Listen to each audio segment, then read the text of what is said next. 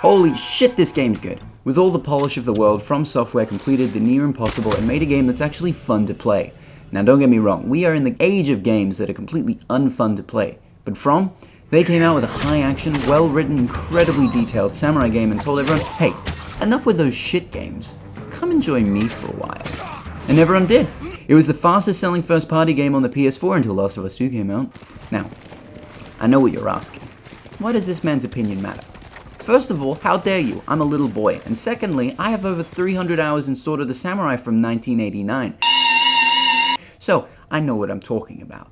Now, is it the fact that you can ride up to a guy, vault off your horse, kick him in the chest, and then cut his head off? Probably. It also comes down to the insane amount of detail that has gone into the design of this game. The world, the characters, the combat have all been finessed to the finest point. Now, is a game about a guy having to resort to guerrilla tactics when an oppressive force moves in anything new? Not really. There are a lot of games out there like that. War games are generally uninteresting. But a video game about actual samurai doing real samurai jobs like helping farmers, honoring shrines, and acting as mercenaries, and what games have that? I know what everyone's gonna say. Sword of the Samurai 1989. And you'd be right, but not everyone can get it's on Steam? Fuck. What makes Tsushima special in my eyes is how effortlessly it pulls you into the samurai world. The code of your character is explored in flashbacks and cutscenes. Breaking it is a huge deal, but necessary. And once you learn the ways of the assassin, which happens pretty early on, you have the option to approach every encounter honorably or stealthily.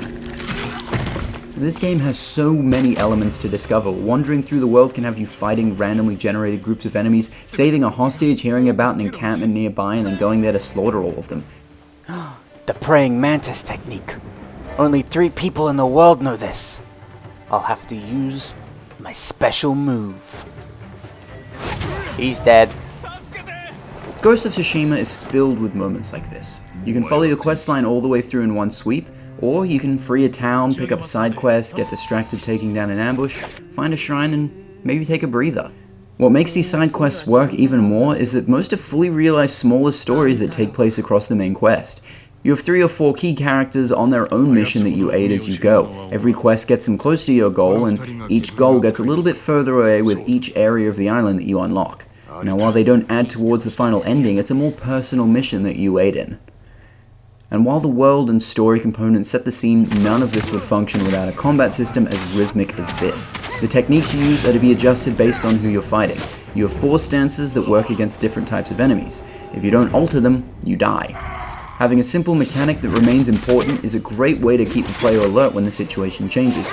If you want a moon stance against 10 spearmen, feel free to die trying.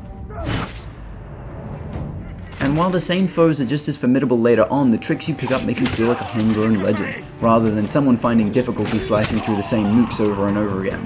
Okay, your turn. You can utilize skills from your several dozen movesets to completely eviscerate your enemies. The cherry on top is just how beautiful the game is. Its palette is drowning in gorgeous color. Every field, every village, every rundown muddy field pops right through the television screen and slaps your eyes out of your head. It sounds and looks gorgeous. The haunting procession of ghostly instruments calling out to you at the most dangerous moments, whether they act as warnings for you or your enemies. That's what ties this game together.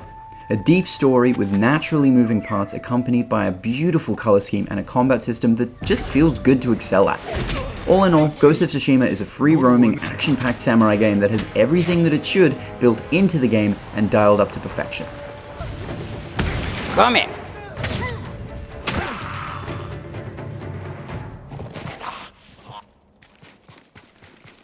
This guy, he doesn't even know he's dead. Now he knows he's dead. Oh, hell yeah.